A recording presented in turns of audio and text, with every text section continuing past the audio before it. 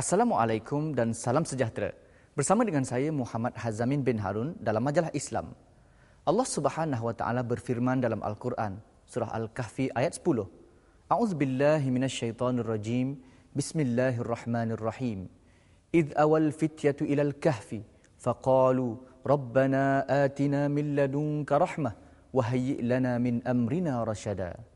Dan ingatkanlah tentang peristiwa ketika serombongan orang-orang muda pergi ke gua, lalu mereka berdoa, wahai Tuhan kami, kurniakanlah kami rahmat dari sisimu dan berikanlah kami kemudahan serta pimpinan untuk keselamatan agama kami. Kisah ini dan ayat ini menceritakan tentang bagaimana 7 orang pemuda yang lari ke gua demi untuk menyelamatkan akidah dan diri mereka dari kesesatan kaum mereka. Semangat seperti inilah yang harus diterap di dalam masyarakat kita, khususnya belia dan remaja kita pada hari ini, demi untuk menyelamatkan agama kita. Segmen perspektif kali ini turut akan berkisar tentang kisah gua. Kisah kali ini membawa kita ke Gua Kelam, yang mana selain ia menjadi tempat ekopelancongan, terdapat pelbagai sejarah dan keunikannya tersendiri. Sama-sama kita saksikan dalam segmen perspektif.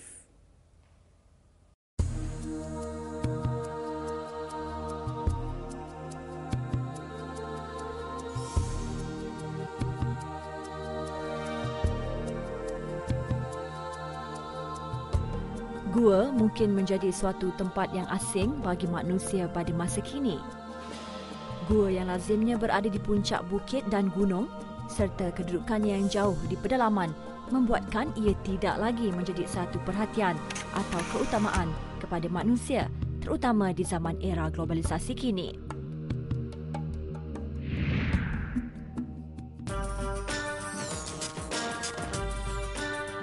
Lokasi Gua Kelam Perlis menjadi lokasi pilihan wartawan dan kru majalah Islam bagi menyelami sendiri bagaimana sejarah gua berperanan kepada manusia dan alam sekelilingnya.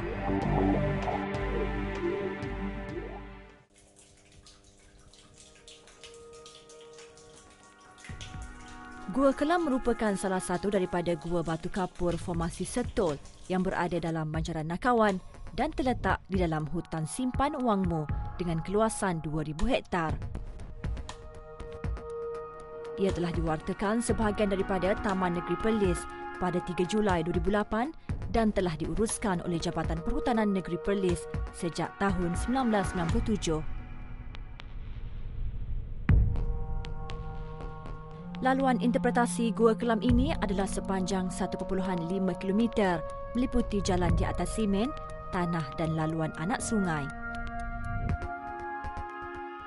Untuk pengetahuan semua bahawa lain padang, lain melalang.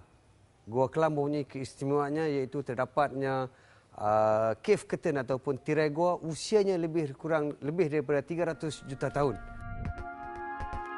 Sewaktu kaki mula melangkah ke dalam gua, tiada apa yang dapat kami lihat kecuali keadaan keliling yang gelap, dan benarlah menurut sejarah nama Gua Kelam adalah gelaran yang telah diberikan oleh pelombong-pelombong biji timah sempena keadaan gua yang gelap. Pada zaman dahulu, pelombong-pelombong terpaksa menggunakan lampu kabait untuk menerangi kawasan dalam gua sepanjang menjalankan aktiviti mengeluarkan biji timah. Dan pada hari ini, lampu suluh membantu kami untuk menerangi perjalanan masuk ke dalam gua. Mengimbau kembali sejarah perusahaan biji timah di mana ia merupakan perusahaan yang tertua di tanah Melayu.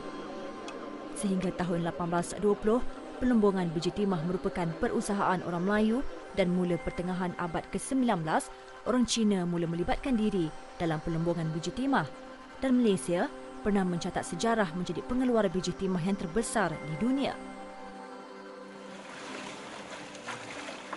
Salah satu lokasi perusahaan dan pelombongan biji timah itu adalah di dalam Gua Kelam. Dan Gua Kelam adalah salah satu tempat destinasi pelancongan. Keistimewaannya ialah tentang mining ataupun pelombongan biji timah di dalam gua. Dan ianya menjadi tempat yang kedua dalam dunia. Yang pertamanya Brazil dan yang keduanya adalah Gua Kelam. Kedudukan atau reka bentuk semula jadi di dalam Gua Kelam ini juga tidak sekata. Kerana terdapat sebahagian laluan yang memerlukan saya dan kru majalah Islam menundukkan sedikit kepala untuk meneruskan perjalanan ke dalam gua. Jika tidak berhati-hati, kepala akan terhantuk di dinding atas gua.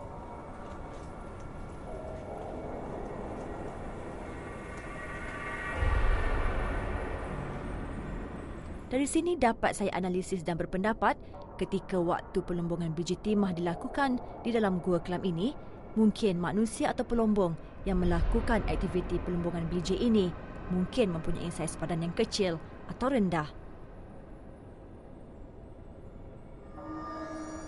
Kajian arkeologi pula menunjukkan bahawa penempatan awal masyarakat zaman Neolitik di Asia Tenggara lebih tertumpu di gua-gua. Di antaranya adalah seperti Gua Cha di Kelantan, Gua Niah di Miri Sarawak, Gua Gunung Runtuh di Perak dan lain-lain gua lagi.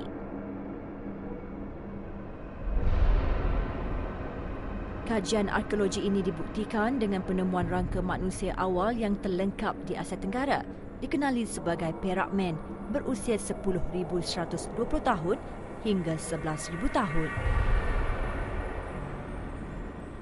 Memang gua batu kapur ni penting kepada manusia kerana beberapa sebab. Okey. Sebab yang utama yang saya dapat lihat, gua-gua ni duduk dekat dengan sungai. Dan gua itu sinonim. Dan semenjak daripada zaman kewujudan manusia yang terawal di muka bumi Malaysia ini, gua memang menjadi tempat mereka menghuni. Dan di gua juga mereka akan menanam mayat keluarga mereka yang meninggal.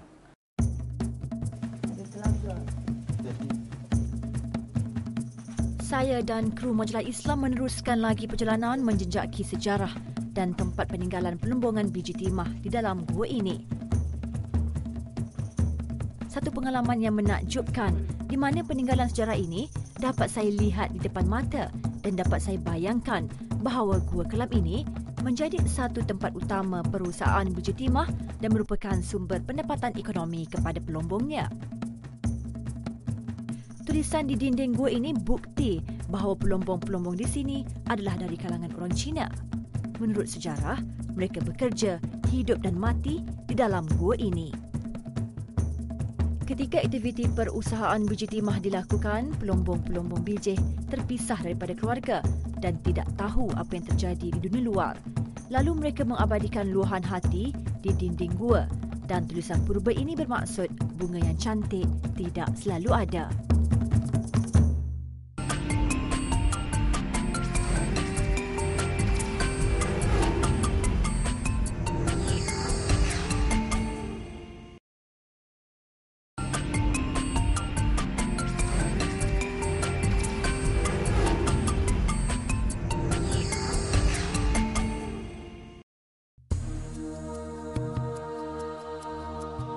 Bagi pecinta sejarah dan pengumpul barang artifak, di dalam gua ini masih terdapat kesan-kesan dan peralatan aktiviti pelombongan biji timah. Lihat pada keunikan rupa bentuk batu ini. Ia dibentuk seperti pintu dan ia adalah dari batu gua sendiri. Menurut sejarah, di sinilah tempat pengurusan di antara majikan dan pekerja pelombongan biji timah. Selain itu, ada juga di antara barang-barang artifak ini diambil dan diletakkan dalam Muzium Gua Kelam sebagai tatapan para pelancong yang datang ke sini. Semua peralatan ini menjadi sejarah kepada perkembangan ekonomi dan tamadun manusia di Malaysia. Melihat kepada tapak peninggalan serta barang-barang artifak yang dijumpai di dalam Gua Kelam ini, jelas menunjukkan bahawa manusia boleh hidup dan berada lama di dalam gua. Dari segi geografi juga, persekitaran alam sekitar memang amat sesuai gua itu. Dan kalau kita tinjau sejarah, orang asli sekarang pun ada yang masih menggunakan gua, khususnya apa yang disebut sebagai batu perlindungan. Kalau zaman komunis juga, gua itu menjadi tempat kediaman pengganas tu.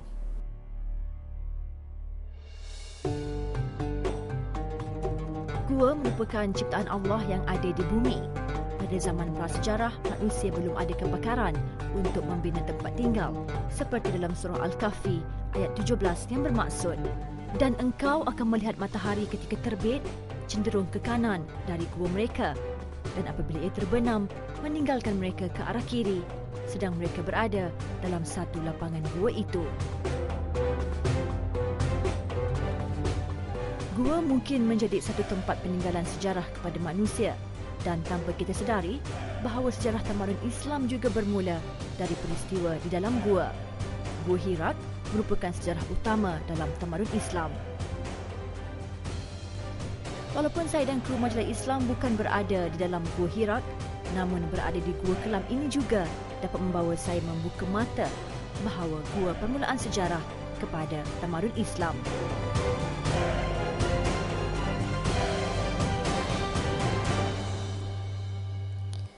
Berada di dalam gua ini mengingatkan saya tentang kisah Rasulullah SAW. Baginda menerima wahyu yang pertama di dalam Gua Hira, serta kisah Ashabu Kahfi, 7 orang pemuda yang tidur dan tinggal sekian lamanya di dalam gua kerana mahu melarikan diri serta menyembunyikan diri daripada pemerintahan yang zalim. Jelaslah bahawa gua mempunyai banyak peranan dalam kehidupan manusia selama ini.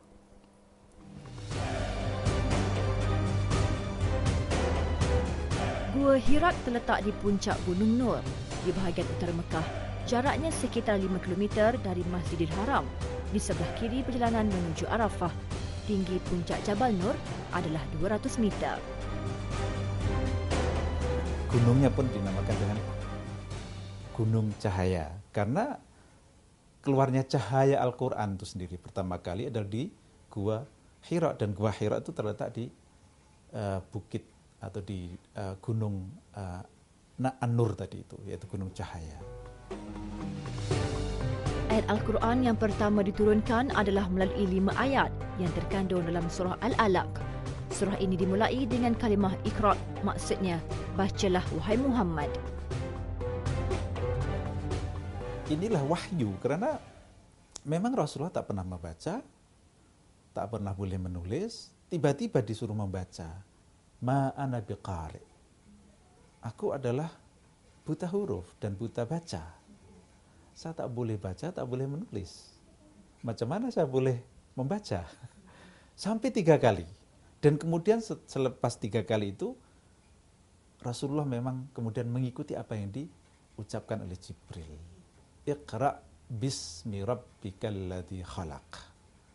Bacalah wahai Muhammad dengan menyebut asma Tuhanmu yang mencipta.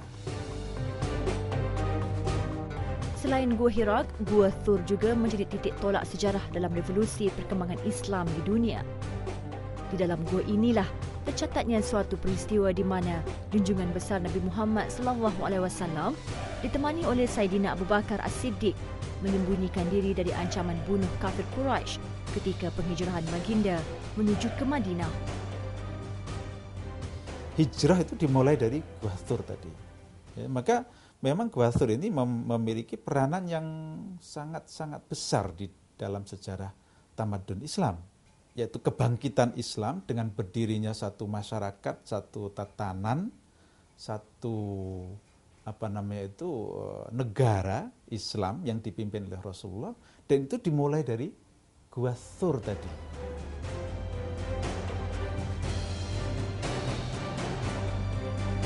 Gua mungkin tidak relevan kepada manusia pada masa kini untuk tinggal di dalamnya.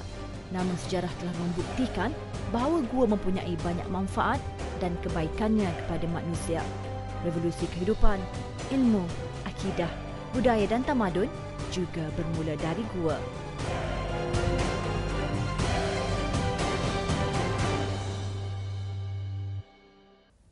Menyebut tentang cendol, pasti ramai di kalangan penonton yang terbayangkan kelazatan makanan ini. Segmen Warna Kehidupan kali ini akan membawa kita untuk melihat tentang kisah seorang peniaga cendol dari Rembau Negeri Sembilan yang bernama leman dawi atau lebih terkenal dengan nama leman cendol. Apa yang menarik, leman cendol berniaga cendol dengan konsep beli sekali, percuma banyak kali. Ini akan pastinya membawa keberkatan dalam konsep berniaga sambil bersedekah. Sama-sama kita saksikan leman cendol. Kita bangau, hujan turun pun orang salah, sakit perut pun orang salah, nasi tak masak pun orang lain salah. Apa yang bunyi riuh rendah kat sana tu? Kedai leman dawi. Macam pernah dengar. Tapi kat mana ya? Jom kita tengok apa yang riuh rendah sangat tu.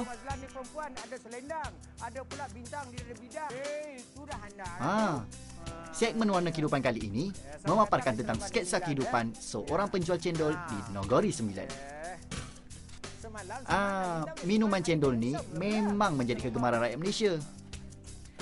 Inilah dia Tauke Cendol, Sulaiman bin Dawi atau lebih dikenali dengan Leman Dawi. Kalau nak ke Rembau Negeri Sembilan, rugi kalau tak singgah pekena cendol Leman Dawi ni. Bukan setakat sedap je, malah boleh tambah berkali-kali, ikut suka hati. Tak percaya ke? Idea ni datang daripada kisah silam, iaitu masa umur saya peringkat ke anak-anak lagi, yang mana saya seorang penggemar cendol. Tapi masa itu saya bila dah katakan gemar bermakna saya makan cendol tak cukuplah satu. Ish. Pemurahnya Pakcik Leman Dawi ni ya. Bayar sekali je percuma banyak kali. Saya akan bagi orang tu minum cendol sepuas-puasnya dengan satu kali bayaran. Dan saya lakukan daripada tahun 86 sampai ke hari ini. Belum ada satu hari pun saya kasih berniaga tak ada benda percuma dia.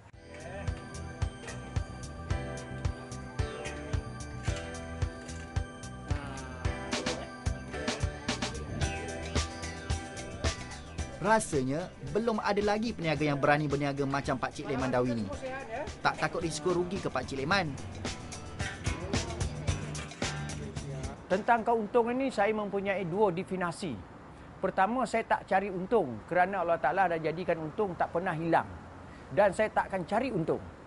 Yang kedua dia pula, saya tak kejar untung.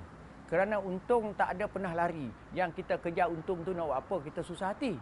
Jadi orang kata macam mana engkau berniaga tak untung? Bukan tak untung, sebab saya bersama untung setiap hari. Bak kata pepatah, berakit-rakit ke hulu, berenang-renang ke tepian, bersakit-sakit dahulu, bersenang-senang kemudian. Agak-agaknya, apa rahsia kejayaan Pakcik Leman ni? Dahlah pemurah, tak kejar untung. Kedai pun besar. Ramai orang yang datang makan dan beli cendol di sini.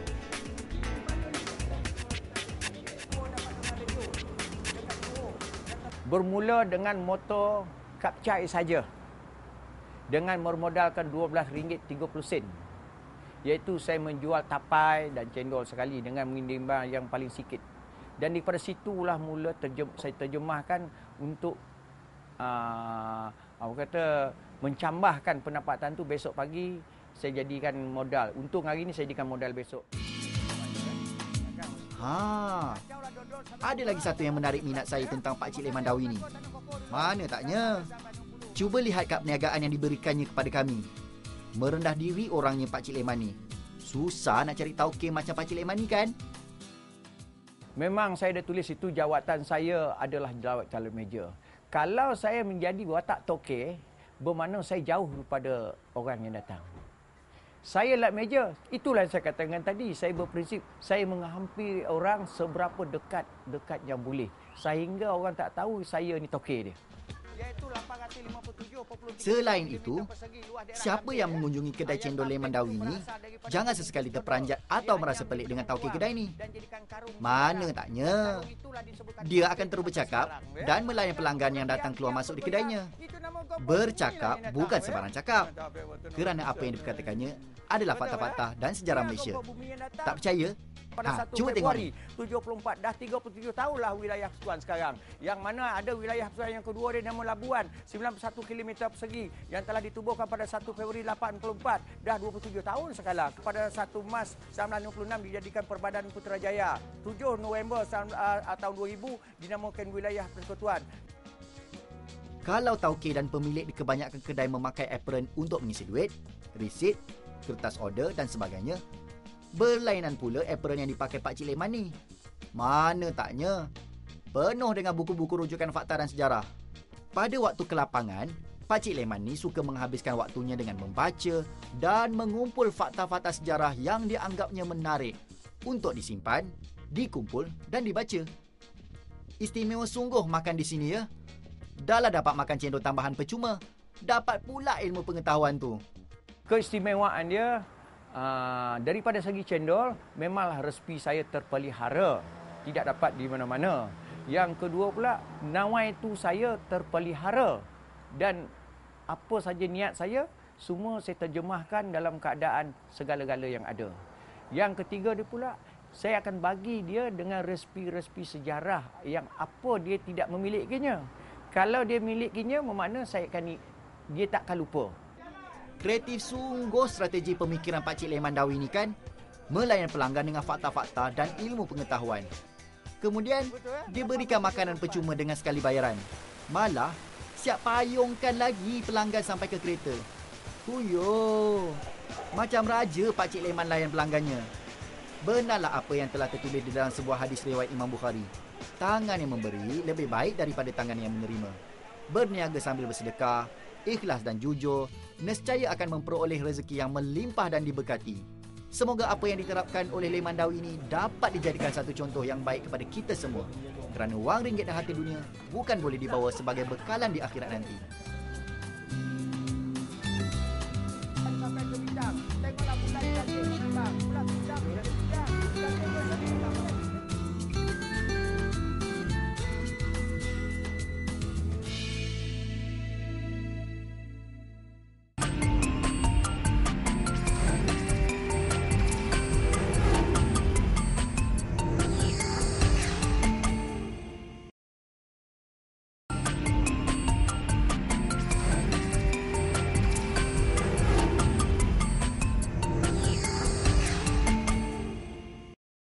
Di dalam Al-Quranul Karim, terdapat satu ayat dalam surah Al-Furqan, ayat yang ke-53, yang menyebut tentang fenomena pertembungan di antara air laut yang masin dan juga air tawar. Fenomena ini telah ditemui di Mesir dalam satu kawasan yang dinamakan sebagai Ra'su Bahr.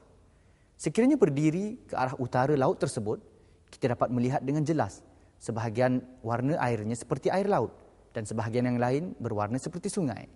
Sama-sama kita saksikan keunikan fenomena ini dalam Al-Quran dan sains. Sesungguhnya di dalam dunia ini wujud fenomena yang sukar diterima oleh akal manusia. Fenomena yang dimaksudkan di sini ialah pertembungan dua jenis lautan yang terdiri daripada air masin dan air tawar. Ia biarkan air dua laut, yakni yang masin dan yang tawar, mengalir, sedang keduanya pula bertemu. Di antara keduanya ada penyekat yang memisahkannya, masing-masing tidak melampaui sempadannya. Surah Ar-Rahman, ayat 19 hingga 20. Antara kedua-duanya ada barzakh. Barzakh ialah pemisah ataupun sempadan. Samalah kita hidup, kemudian kita mati ke alam barzakh sebelum ke alam akhirat. Alam barzakh, alam sempadan, pemisah antara duniawi dengan ukhrawi. Maka lautan pun ada barzakh dia, pemisah-pemisah.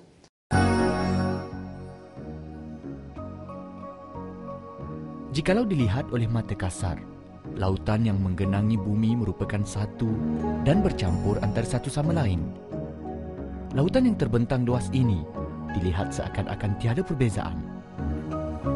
Namun para pengkaji lautan telah menemui bahawa lautan sebenarnya tidak bercampur dan mempunyai sempadan masing-masing.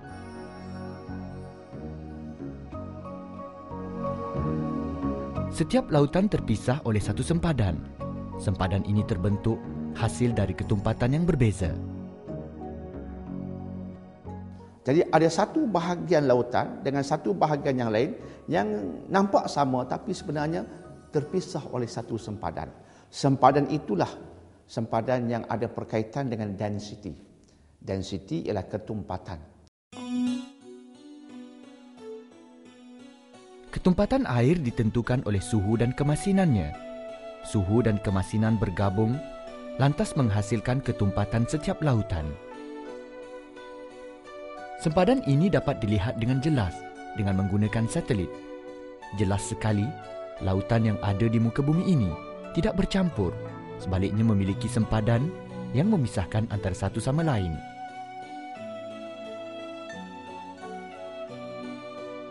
Contohnya adalah Laut Mediterranean. Air yang mengalir keluar melalui Selat Gibraltar memiliki kadar garam yang lebih tinggi daripada air yang berada di perbatasan Lautan Atlantik. Ini bererti bahawa aliran air dari Laut Mediterranean tidak bercampur atau bergabung dengan aliran air di Lautan Atlantik. Karakteristik aliran air tersebut tidak hilang setelah menempuh jarak yang pendek. Dalam ayat lain, Allah Subhanahu Wa Taala menjelaskan sebuah lagi fakta bahawa terdapat penghalang antara air masin dan air tawar.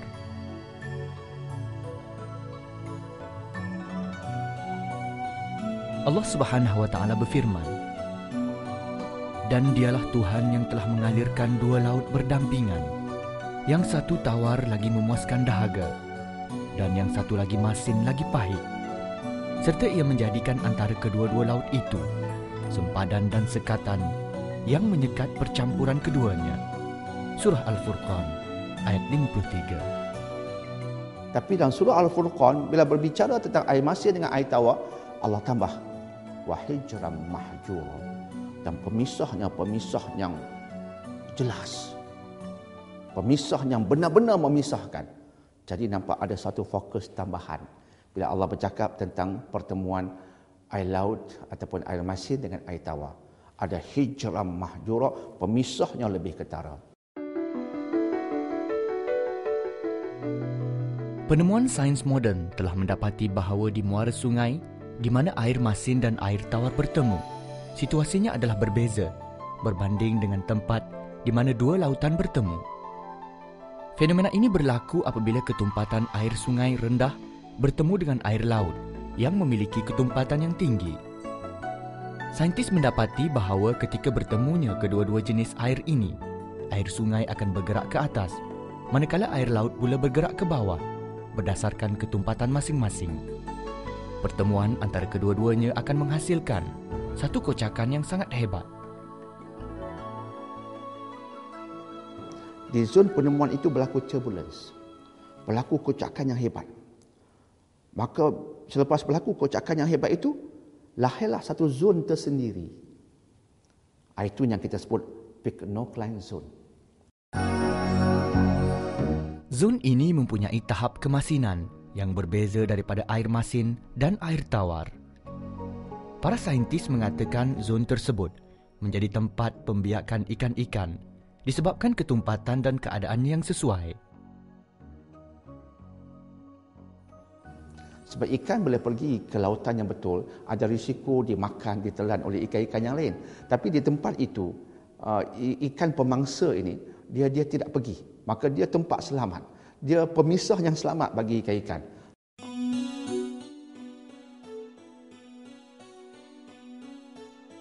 Sekiranya diperhatikan ayat-ayat dari semua ayat-ayat Al-Quran, ternyata benar janji Allah bahawa wujudnya dua sungai yang terdapat dua rasa, dua warna yang akan dipertemukan, dan masing-masing tidak mempengaruhi sifat dan kejadian di antara satu dan yang satu lagi. Justru adalah mustahil sekiranya Al-Quran disusun oleh junjungan besar Nabi Muhammad sallallahu alaihi wasallam yang hidup di suatu zaman di mana manusia tidak pernah terfikir tentangnya. Orang-orang yang beriman pasti akan menjadikan fenomena ini sebagai satu tanda keagungan dan kebesaran Allah Subhanahu wa Ta'ala.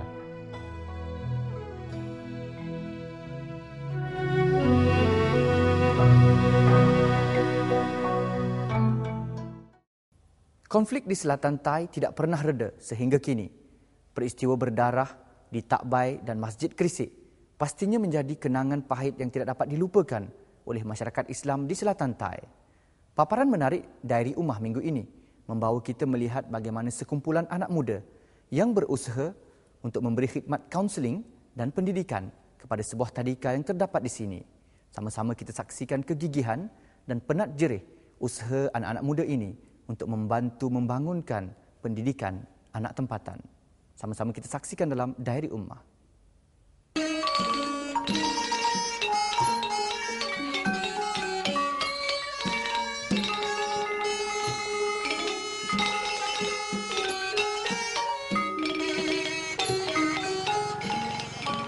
Thailand, sebuah negara yang tidak pernah dijajah kuasa besar suatu masa dahulu.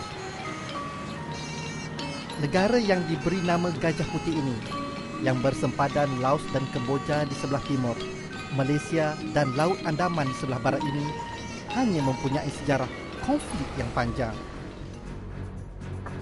Dari 1960-an sehingga 1980-an, kerajaan Thailand menghadapi konflik bersama dengan pihak pemberontak komunis.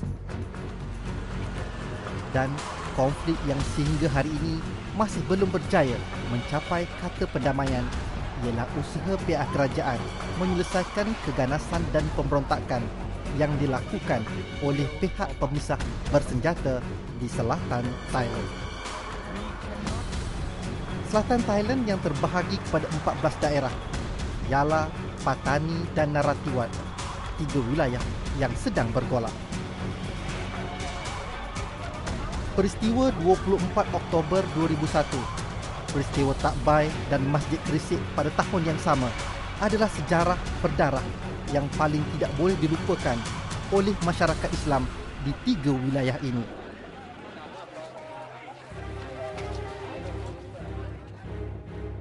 Direkodkan lebih daripada 3,600 orang terbunuh sejak kumpulan pemisah bersenjata menyambung kempen mereka pada Januari 2001.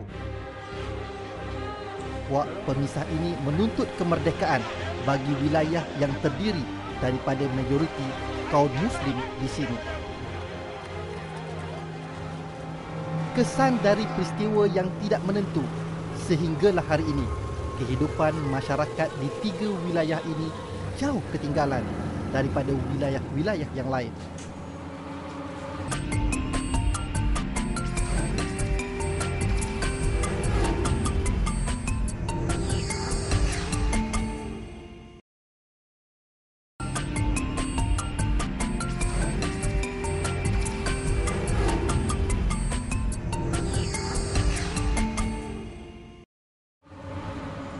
Perjalanan saya merentasi 3 wilayah ini membuat laporan dalam Diary Ummah memberikan saya pengalaman yang berbeza.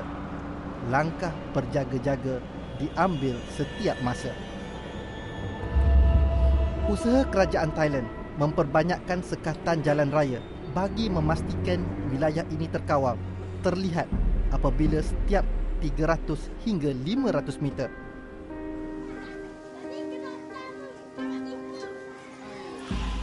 Antara salah satu usaha kerajaan Thailand bagi menaik taraf kehidupan di seluruh 14 daerah ini ialah mengaplikasi pendidikan sekular kepada sekolah pondok yang sedia ada. Ini bertujuan agar kanak-kanak yang mendapat pendidikan akan diiktiraf sijilnya sekiranya mahu melanjutkan ke peringkat yang lebih tinggi. Pendidikan adalah kunci kepada pembangunan. Tiada penafian tentang itu. Beruntungnya anak-anak Patani memperoleh pendidikan yang sempurna. Sebagai ejen penyatu, mereka diajar dengan menggunakan bahasa Melayu dan juga bahasa Thai.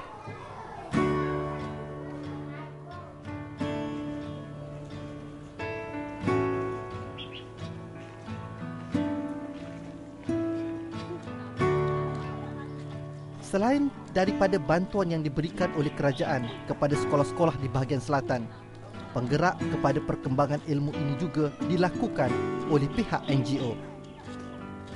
Antara NGO yang aktif memberi khidmat kelas tambahan percuma dan input lain di dalam sistem yang sedia ada adalah Non-Violent Association. Wan Ismail Wan Daud, antara graduan Universiti Songkla Thailand yang sering turun padang dalam memberi hikmat kepada masyarakat di 3 wilayah ini. Sekolah yang menerima hikmat ini ialah Sekolah Melayu Nur Islam di wilayah Yala. Di tahap lokal, non-violent itu ada peranan dengan sekolah primary school, iaitu sekolah rendah, iaitu buat kurikulum peace education untuk apply dalam pengajian-pengajian tiap-tiap subjek, seperti peace education apply dengan matematik, peace education apply dengan sains, peace education apply dengan sejarah dalam sekolah primary school di dalam wilayah petani, khususnya yang tahun lepas dan tahun ini kita akan ke wilayah Yala dan wilayah Narathiwat. Di sekolah ini terdapat beberapa kelas, iaitu kelas A, B, C dan D. Pelajar yang diterima masuk adalah yang berumur dari 6 hingga 12 tahun.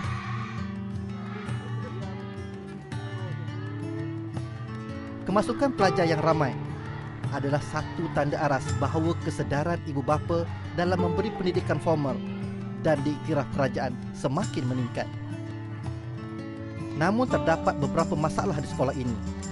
Bagi Khalijah Ismail, kekurangan guru lelaki antara salah satu daripadanya.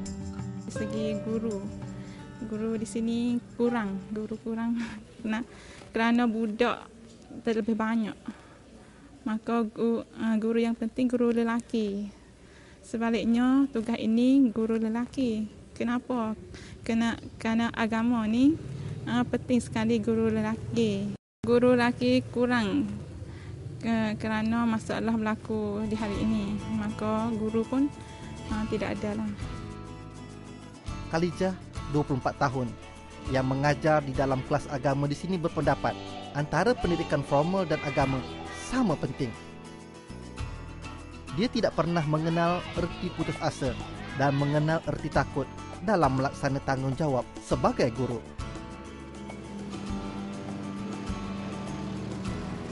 Erti takut bermaksud setiap guru agama yang berada di selatan Thailand akan sentiasa diawasi oleh pihak tentera kerajaan sebagai langkah berjaga-jaga, sama ada dia menyebarkan fahaman yang salah kepada pelajarnya. Kita sudah mendengar hadis-hadis Nabi yang kata talabul ilmi faridatun ala kulli muslim wa muslimatin. Maksudnya kita kena ngaji sejak dari lahir, tak kira lelaki atau perempuan mesti ngaji, fardu ain, iaitu wajib kena mengaji. Maka di sinilah kita menanamkan sifat bagaimana sifat budak ni tahu hukuman Islam, bagaimana cara suci, cemar lagu mana, itu bagaimana ia hendak buat. Maka gurulah pasti penting tahu kepada kanak-kanak. Kanak-kanak di selatan Thailand, khususnya di kawasan violent, kanak-kanak itu kepentingan dia kena tambahan ilmu akademik lebih tinggi lagi, kerana di sekolah primary school mereka itu belajar dengan tak begitu puas hati ataupun tak begitu standard. Bagi Wan Ismail, sesi perbincangan bersama guru-guru di sini sering dilakukan. Malah baginya program sebegini perlu dilakukan selalu. Bunga Raya ataupun non-violent sendiri baik, dia ada program-program untuk nak bagi training gurunya untuk wipahaman, untuk biar guru ajar pelajar itu lebih berkualiti lagi. Dan pihak kami ada program Youth Academic untuk angkat taraf kanak-kanak tadika dan training guru-gurunya untuk angkat taraf guru supaya nak ajarkan pelajar tadika. Dan dalam sekolah Melayu sekarang kita ada line pada biasa ada subjek agama, seperti fiqh, tauhid, syarah begitu. Kita ada tambahan subjek akademik seperti sains, seperti matematik, seperti sejarah. Dan subjek itu biasanya belajar di sekolah primary school, iaitu sekolah kerajaan. Tapi kita ada subjek 3-4 subjek tadi di dalam sekolah Melayu ataupun sekolah tadika, kerana kita nak belajarkan mereka itu dengan bahasa Melayu. Kerana bahasa Melayu itu what we kanak-kanak itu mudah ditangkap. Kemunculan anak muda di selatan Thailand membela dan memperjuangkan nasib penduduk di selatan Thai semakin ramai. Kesedaran yang timbul ini apabila melihat sendiri kesengsaraan yang dialami apabila tinggal di wilayah ini.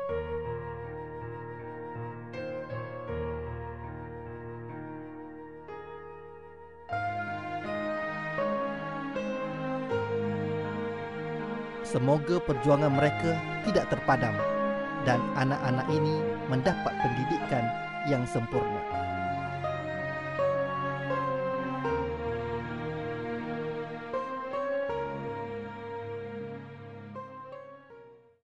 Pelbagai paparan yang menarik telah pun sama-sama kita saksikan dalam majalah Islam kali ini. Daripada keindahan alam ciptaan Tuhan, ragam kehidupan manusia dan kegigihan anak muda membangunkan pendidikan untuk anak bangsa. Semuanya akan menjadi panduan untuk kita menjadi insan yang lebih cemerlang dan mukmin yang beriman dan bertakwa. Semoga kita bertemu lagi. Saya sudahi dengan wabillahi taufik wal hidayah. Wassalamualaikum warahmatullahi wabarakatuh.